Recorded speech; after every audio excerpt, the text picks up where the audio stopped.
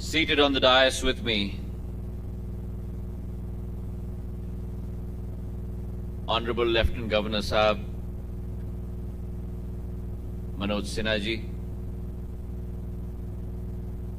with whom it's always a pleasure to converse, discuss, deliberate, and execute.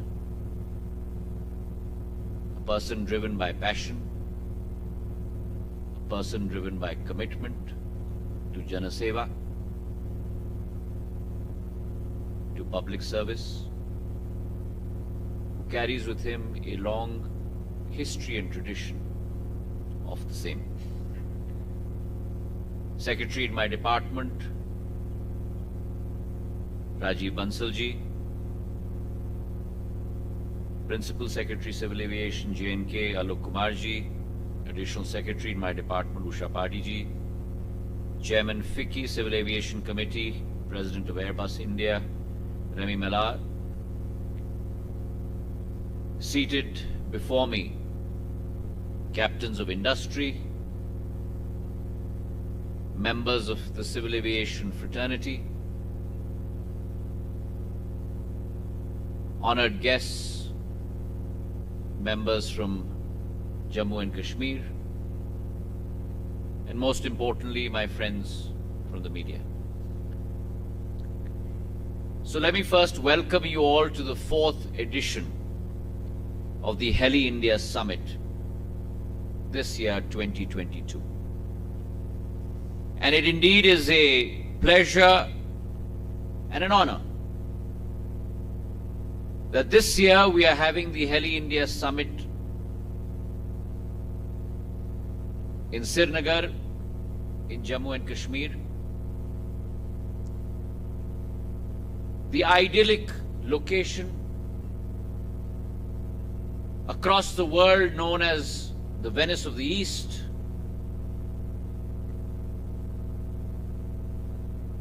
the Shangri-La of the world, surrounded by its pristine lakes, its idyllic surroundings, and truly encompasses the thought and the emotion कि अगर स्वर्ग कहीं पृथ्वी पर है तो वो स्वर्ग जम्मू और कश्मीर के रूप में पृथ्वी पर है.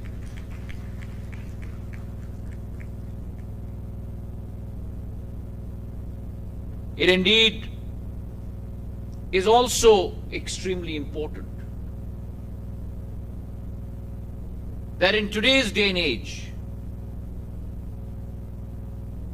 bringing people to a location and taking people from a location, that connectivity is most effectively introduced and given by the area of civil aviation.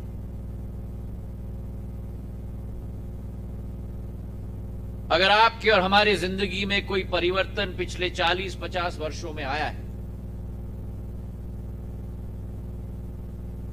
तो वो परिवर्तन इस क्षेत्र में, इस श्रेणी में आई है कि आज अगर एक चीज जिसकी किल्लत हम सब की जिंदगी में है, वो चीज है समय.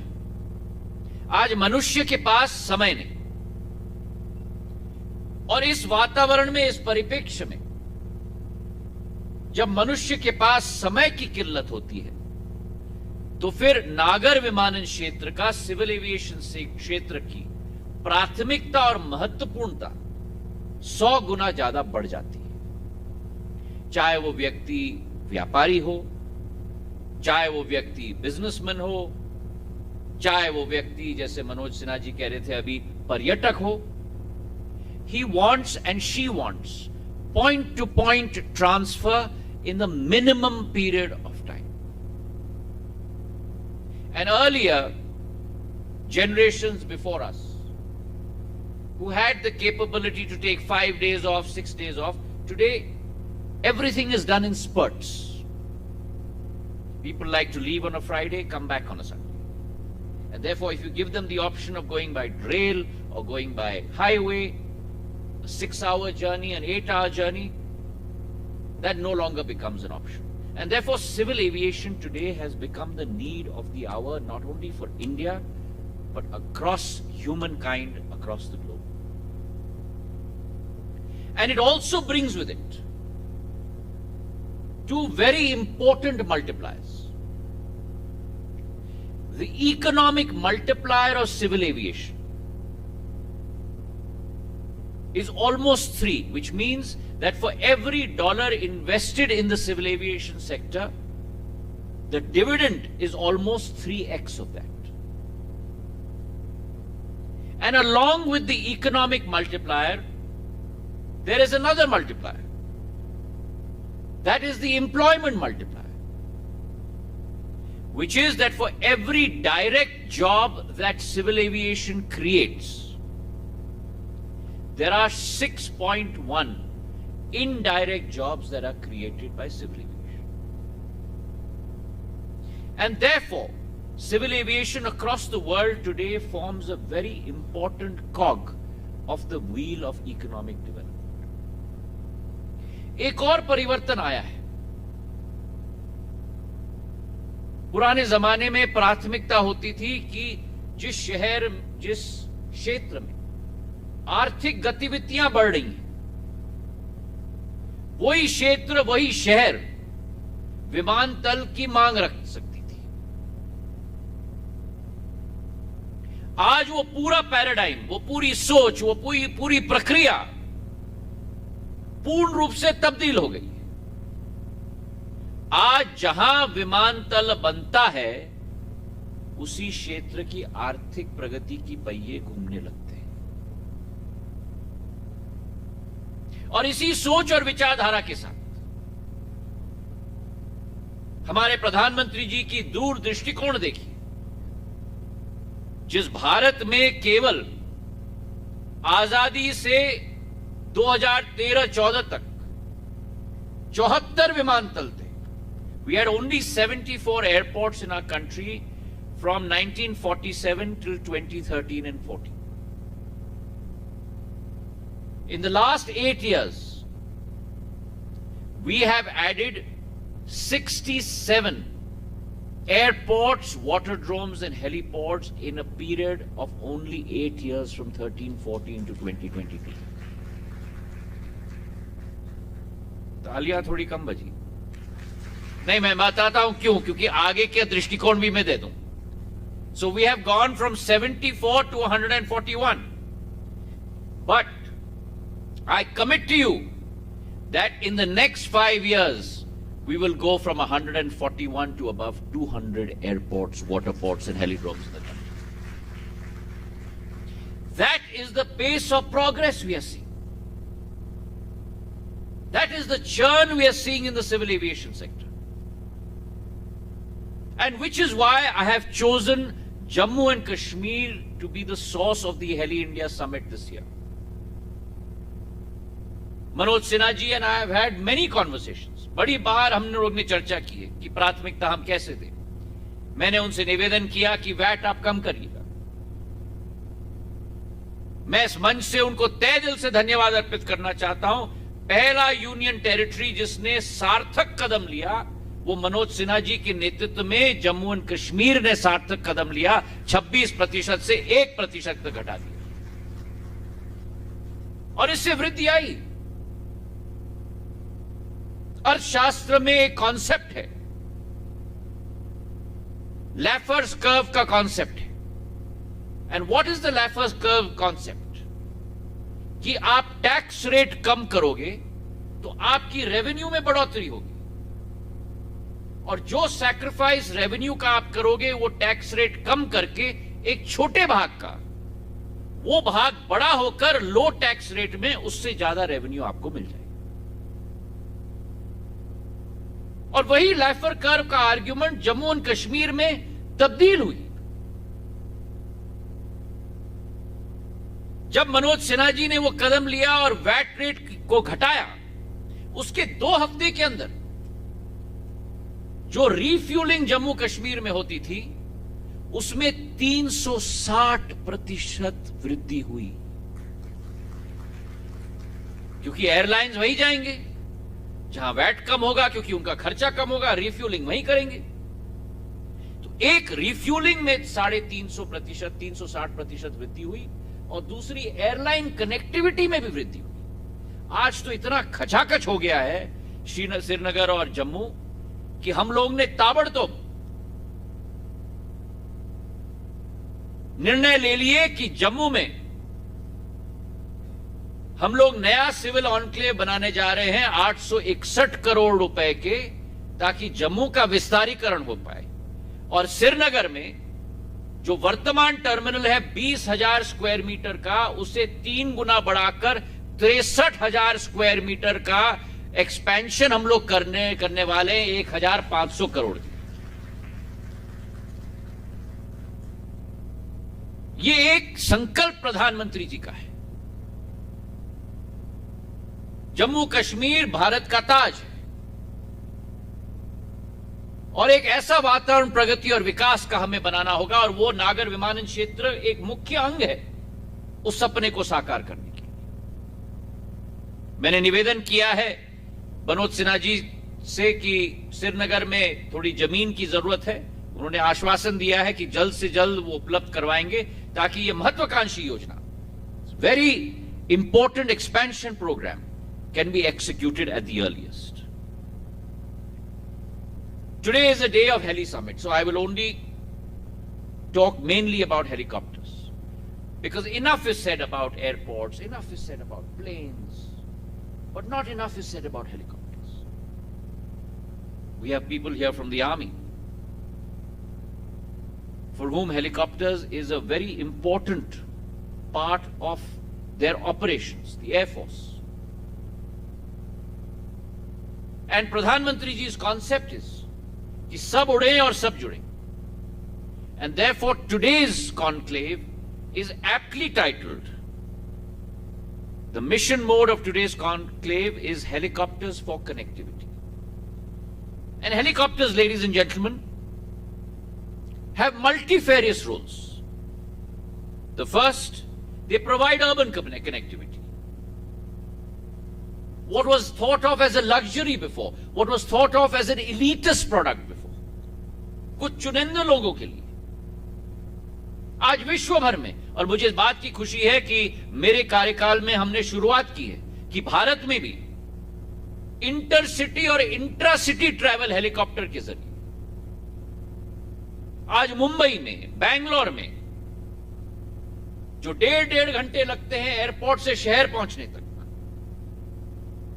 we have started providing helicopter connectivity between airports and the city. जो 1.5 घंटे का समय लगता है वो 10-15 मिनट में ही हमारा जो उपभोक्ता है वो पहुंच सकता है।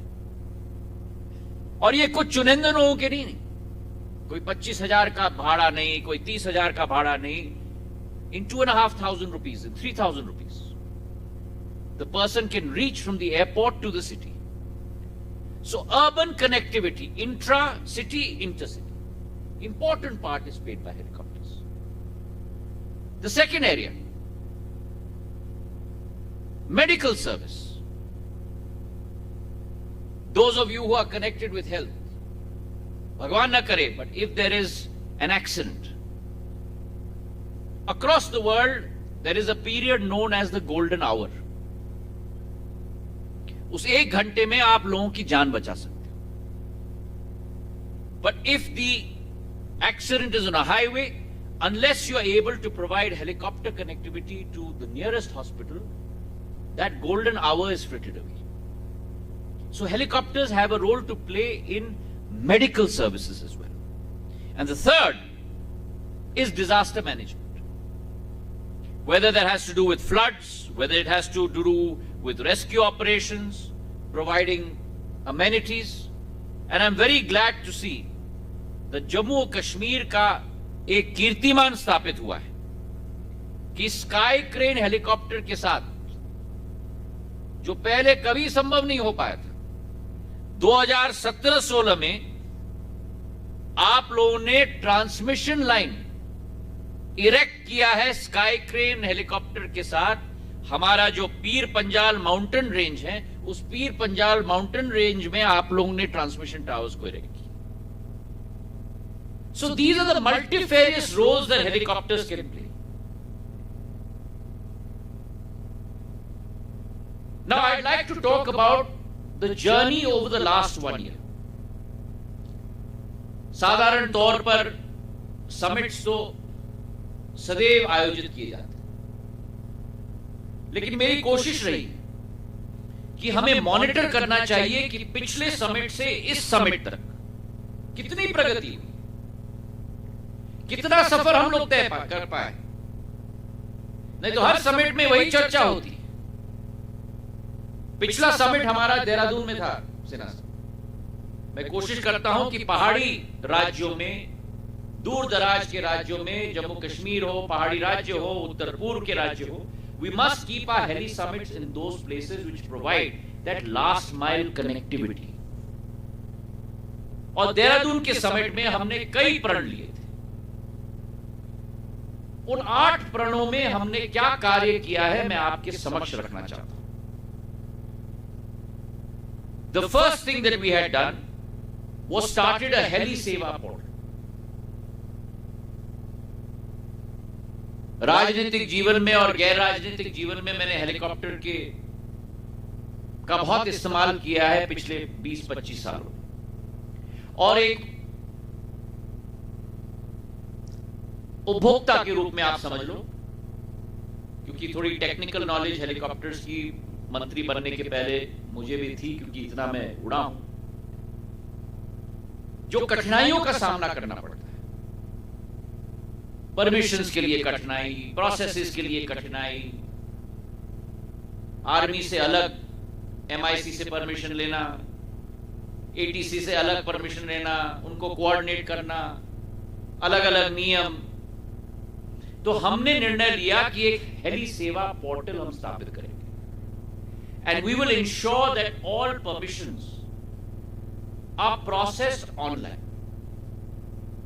So this manual system, not getting MIC on the phone, not being able to get ATC on the phone, that is done away with. And I'm glad to report to you that the Heli Seva portal is today fully online and used by most operators to make sure that we ease the capability of doing business. Ease of doing business in this sector has been put in place by Heli Seva. The second, Heli Seva is also creating a database of helipads across the country.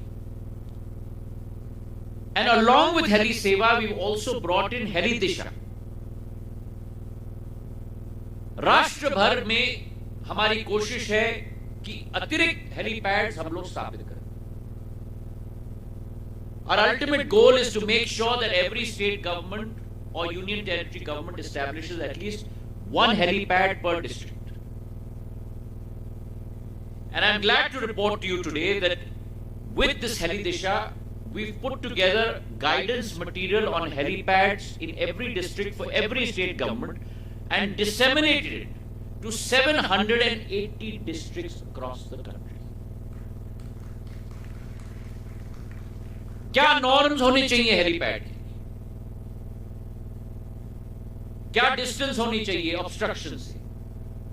कितनी दूरी होनी चाहिए पेड़ों से, electric line से? क्या SOP होना चाहिए उस हेलीपैड पे फायर टेंडर्स के लिए? क्योंकि कई बार इन चीजों की सूचना उस स्तर पे नहीं होती। तो एक एजुकेटिव प्रोसेस की शुरुआत हम लोग ने हेली-दिशा से शुरू की, और इसी के साथ कई राज्य सरकारों के साथ हैंड होल्डिंग सेशंस भी हम लोग ने आयोजित की। यह दूसरा कदम रहा। जो घोषणा की गई थी उसका क्रियान्वयन हो चुका है। तीसरा विषय, एक हेलीकॉप्टर एक्सेलरेटर सेल हमने अपने मंत्रालय में स्थापित किया है उषा पाड़ी जी के नेतृत्व में, ताकि जो भी कठिनाई हो हेलीकॉप्टर सेक्टर की, क्योंकि मेरे मंत्रालय में भी कई बार ये वास्तविकता है कि पूरी कंसंट्रेशन हो जाती है प्लेन्स पर, पूरी कंसंट्रेशन हो जाती है एयरपोर्ट्स पर, बेचारा छोटा भाई जो हेलीकॉप्टर है वो कहीं ना कहीं छूट जाता है। राजदान साहब बैठे हैं पवन हंस के, तो हेलीकॉप्टर एक्सेलरेटर सेल अलग से हम लोग ने स्थापित कर लिया है मंत्रालय में, ताकि उसको भी हम लोग प्राथमिकता दें। वर्तमान के परिप्रेक्ष्य में इंटरनेशनल टू डोमेस्टिक को बहुत प्राथमिकता मिलती है, domestic tier 1 to tier 1 city को बहुत प्राथमिकता मिलती है, लेकिन हमें समय की मांग है कि tier 1 to tier 2 to tier 3 cities connectivity हम लोगों को प्राथमिकता देनी है, और लास्ट माइल कनेक्टिविटी की प्राथमिकता देनी है, जो केवल हेलीकॉप्टर के आधार पर, वाटर ड्रोम और सी प्लेन के आधार पर हम लोग दे पाएंगे। तो ये तीसरा पॉइंट रहा। चौथा पॉइंट, हमने कहा था कि हम लोग हेलीकॉप्टर्स के लिए लैंडिंग और पार्किंग चार्जेस पूरी तरह से समाप्त कर दिए, और आज मुझे खुशी है आपको कहते हुए कि उस पिछले बार के हेली समिट के बाद ये निर्णय हमने ले लिया है, और सारे पार्किंग लैंडिंग चार्जेस हेलीकॉप्टर्स के लिए हमने समाप्त कर दिए। पांचवा पॉइंट, आप में से जो लोग नागर विमानन क्षेत्र के साथ अच्छे से जुड़े हुए हो, या उसकी सूचना है या उसमें रुचि है, आप समझेंगे कि हम लोगों का जो एयर स्पेस है और जो एयर स्पेस का कॉरिडोर रहता है वो बहुत ही कंजेस्टेड रहता है, और एयर स्पेस के कॉरिडोर में सदैव प्राथमिकता प्लेन को दी जाती है, चाहे बड़ा प्लेन हो छोटा प्लेन हो। तो हमने ये निर्णय लिया पिछले वर्ष कि हम लोग स्पेसिफिक हेलीकॉप्टर कॉरिडोर स्थापित करेंगे, मतलब एट अ फिक्स्ड हाइट, सीमित हाइट, वो कॉरिडोर केवल हेलीकॉप्टर के लिए रहेगा, एक लैट और लॉन्ग के बीच में और एक हाइट के बीच में।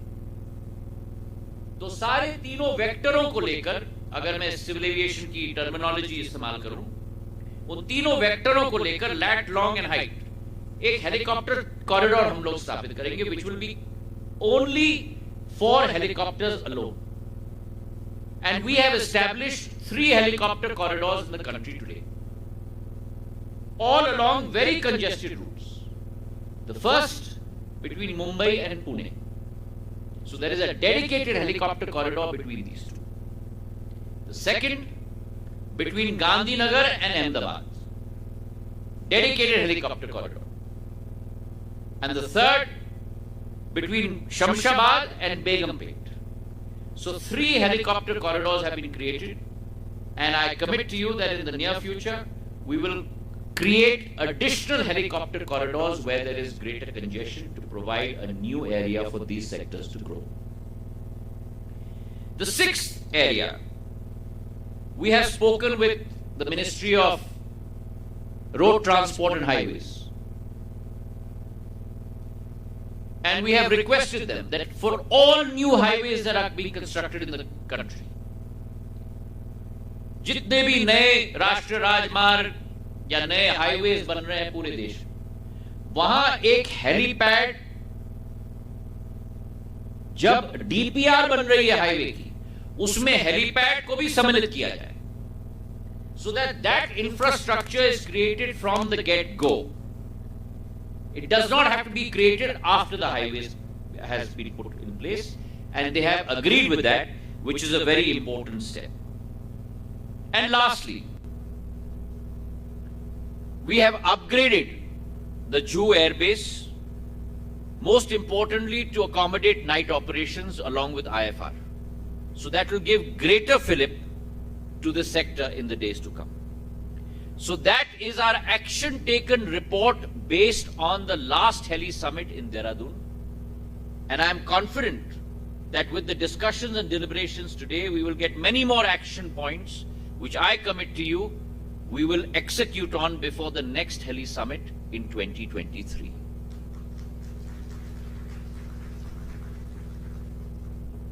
Now, 3 seeds have been sown today.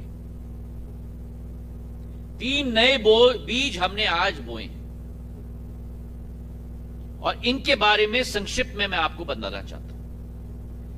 पहला बीज है जो आज मनोज सिन्हा जी और हमने आगे जो एमओयू एक्सचेंज किया है, फ्रैक्शनल ओनरशिप पर। और यह मैं आपको समझाना चाहता हूं, हमारे स्केड्यूल्ड ऑपरेशंस देश में बड़ी वृद्धि से बढ़ रहे हैं। जैसे मनोज सिन्हा जी अभी आपको कह रहे थे कि श्रीनगर में इतनी एयर कनेक्टिविटी बढ़ गई, और वो सारे के सारे स्केड्यूल्ड एयरलाइंस के। एनएसओपी को भी हमें बढ़ोतरी देनी पड़ेगी, नॉन स्केड्यूल्ड ऑपरेटर्स को भी हमें बढ़ोतरी देनी पड़ेगी। और नॉन स्केड्यूल्ड ऑपरेटर्स छोटे प्लेन्स, हेलीकॉप्टर्स को ऑपरेट करते हैं। तो एनएसओपी को बढ़ोतरी देने के लिए हमने एक नया कॉन्सेप्ट जो विश्व भर में चल रहा है, जो मैंने भी अनुभव किया था, I said, why don't we bring this concept of fractional ownership? और क्या है फ्रैक्शनल ओनरशिप? फ्रैक्शनल ओनरशिप ये कॉन्सेप्ट है कि वर्तमान में भारत में अगर आपको प्लेन खरीदना है या हेलीकॉप्टर खरीदना है, उस कंपनी में निवेशकों को अपना पैसा तो डालना ही होगा, लेकिन उस एयरक्राफ्ट या प्लेन का पूरा रनिंग ऑपरेशन और लायबिलिटी भी उन्हीं निवेशकों को लेना होगा। सारे परमिशंस भी उनको लेना होगा। उदाहरण के तौर पे आपके कार रेंटल की कंपनी, अब आप सोचो कि आपको गाड़ी खरीदना है तो उस गाड़ी की आरटीओ की परमिशन भी आपको लेनी पड़ेगी कार रेंटल कंपनी में, उसका रनिंग खर्चा भी आपको लेना होगा। आप क्या चाहते हो कि मैं तो एक जगह से दूसरा जगह जाना चाहता हूं, उसका हम लोगों का टाइम शेयर का टाइम हमको मिल जाए, जैसे वेकेशन स्पॉट का टाइम शेयर मिलता है। फ्रैक्शनल ओनरशिप वही कॉन्सेप्ट है कि मुझे चाहिए 15 घंटे प्लेन का, साल में कभी भी, पर मुझे कोई लायबिलिटीज नहीं चाहिए, मुझे कोई परमिशंस की का हेडेक नहीं चाहिए। तो ये फ्रैक्शनल ओनरशिप का कॉन्सेप्ट पहली बार भारत में हमने आज इस मंच पर इंट्रोड्यूस किया है, इस heli India summit 4th addition में आज आपके समक्ष, और इसको हम आगे जाके बढ़ाएंगे, ये विश्वास मैं आपको दिलाता हूं। लोकतांत्रिकरण एयरक्राफ्ट ओनरशिप का इस कदम से शुरू होगा, जहां 5 या 6 लोग एक एयरक्राफ्ट को ओन करने के बदले में 100 लोग एक एयरक्राफ्ट को का टाइम ओन कर सकते हैं। इसी के साथ मैं ये भी चाहता हूं कहने के लिए कि हेलीकॉप्टर की जो सेवा है आज भी समझी जाती है एक इलीटस सेवा है, ये एक सामाजिक सेवा है, और इसमें यह क्षमता है इकोनॉमिक ट्रांसफॉर्मेशन के लिए भी और सामाजिक परिवर्तन की भी क्षमता है। तो हमारी दृष्टिकोण भी हेलीकॉप्टर्स के प्रति हम लोगों को बदलनी होगी। सेकंड कॉन्सेप्ट जो हमने इंट्रोड्यूस किया है आज, वो एक नया कॉन्सेप्ट है जो है हेम्स का concept, helicopter emergency medical services, और उसको हमने शीर्षक नाम दिया है project Sanjeevani. For the first time in the history of India we are introducing an emergency medical services helicopter operation, and we are starting with AIIMS in Rishikesh. The helicopter will be stationed at a 20-minute distance at any point in a 150 square kilometer radius. Bhagwan na kare, but if there is an accident, the helicopter will be deployed. It will rescue the persons, bring them to the AIIMS Rishikesh hospital and provide the medical care. And through Project Sanjeevani, whatever the learnings that we get, we will then put together a national helicopter emergency medical services plan in the days to come. Both of these, one, fractional ownership, second, emergency medical services, together will provide the springboard for the helicopter industry to really move forward in the days to come. The final concept that we have put together is to put together a process to develop helicopter level, low level IFR route flying using satellite navigation, which we have called Gagan. Today there is a great amount of congestion even in big airports with regard to air traffic controllers. So we are providing a substitute for air traffic controllers through SatNav capability of bringing aircraft in. And we are going to provide that facility 4 helicopters in non-IFR airfields and helipads as well. And we've called this project Akash. And once this succeeds, then we can roll this out in many airports where it's difficult to establish ILS from a capital expenditure point of view, from a human resource point of view. Through SAT-NAV, we would be able to provide that navigational facility of IFR, instrument flight rated landing systems, for aircrafts to come in. We're also starting this from Juhu to Pune, as well as from Juhu to offshore fields. And therefore, with Gagan SAT-NAV, you can fly helicopters and aircraft even in times when weather disturbances are there and line of sight for VFR, visual flight rated systems, is no longer possible. So it increases your capability of flying almost 20 times. So that technology capability is also being put in place with Gagan in the days to come.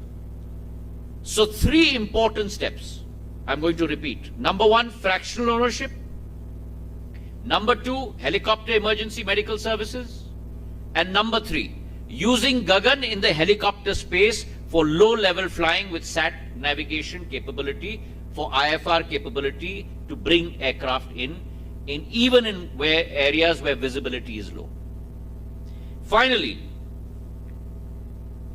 the Prime Minister is committed to make sure उड़े देश का आम नागरिक उड़ान योजना के तहत, और पिछले 6 सालों में उड़ान योजना के तहत, जैसे मनोज सिन्हा जी कह रहे थे, 1 करोड़ यात्रियों को, जिनमें से ऐसे लाखों यात्री जिन्होंने केवल जमीन पर खड़े होकर ऊपर ताकते हुए उड़न खटोले और हवाई जहाज को देखा था, आज वे उस हवाई जहाज और उड़न खटोले में सफर कर रहे हैं। 2 लाख फ्लाइट्स उड़ान योजना के तहत चली। 433 ऐसे रूट्स जो पहले संभव ही नहीं होते थे, वायबिलिटी गैप फंडिंग मॉडल के तहत उड़ान योजना के तहत चल पाएंगे। 67 ऐसे नए एयरपोर्ट्स, हेलीपोर्ट्स, वाटरड्रोम्स जो पहले कभी संभव नहीं होते थे, केंद्र सरकार की आर्थिक पैकेज के आधार पर उन्हें हम लोग ने क्रियान्वित किए।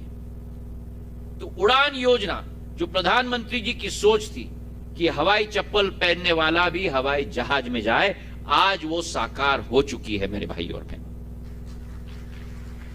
अंत में मैं ये निवेदन करूंगा कि हम लोग ने 2 ऐतिहासिक कदम लिए हेलीकॉप्टर के क्षेत्र में।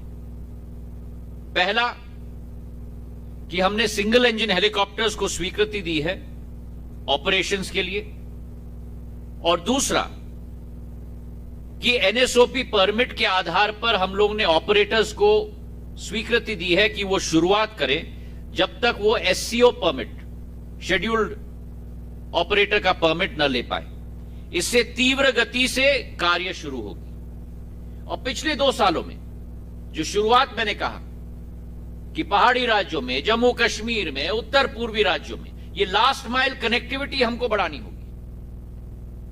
इसका भी ब्यौरा मैं आपके समक्ष रखना चाहता हूं। 2020 से 2022 तक पिछले 1.5 वर्षों में जहां हेलीकॉप्टर दिखती नहीं थी इन राज्यों में, हमने उत्तराखंड में पुष्कर सिंह धामी जी के साथ 22 ऐसे रूट्स ऑलरेडी प्रचलित कर लिए। हिमाचल प्रदेश में हमने 14 ऐसे रूट्स ऑलरेडी प्रचलित कर लिए, और उत्तर पूर्वी राज्यों में हमने 16 ऐसे रूट्स प्रचलित करने जा रहे हैं, जो आज मनोज सिन्हा जी और हमने पवन हंस राजदान साहब को अपने हाथों से दिया है।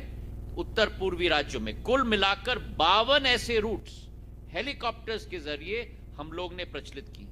और आज मैंने मनोज सिन्हा जी से निवेदन किया है कि पर्यटन के दृष्टिकोण से, स्ट्रेटेजिक दृष्टिकोण से, धार्मिक दृष्टिकोण से जम्मू एंड कश्मीर में भी आप लोग फीजिबिलिटी स्टडी करके हमको जरूर भेजें, ताकि इसकी प्रचलितता जम्मू कश्मीर में भी जल्द से जल्द हम लोग शुरुआत कर पाएं। यह हमारी आशा अभिलाषा है। मुझे विश्वास है कि आज के चर्चाओं के आधार पर बहुत अच्छे ऐसे सार्थक पहलू आने वाले समय के लिए भी आप लोगों के विचार विमर्श से निकलेंगे। और यह विश्वास मैं आपको दिलाता हूं कि हमारा मंत्रालय प्रधानमंत्री जी के नेतृत्व में आप लोगों के प्रगति और विकास के लिए, आम जन के प्रगति और विकास के लिए और देश की जनता के लिए सहूलियत पहुंचाने के लिए सुरक्षित वातावरण में हम लोग पूर्ण रूप से संकल्पित हैं और इस लक्ष्य की पूर्ति के लिए दिन रात कार्य करने के लिए पूर्ण रूप से हम लोग संकल्पित होकर कार्य करेंगे। इन्हीं शब्दों के साथ आपका बहुत बहुत धन्यवाद। जय हिंद, जय भारत।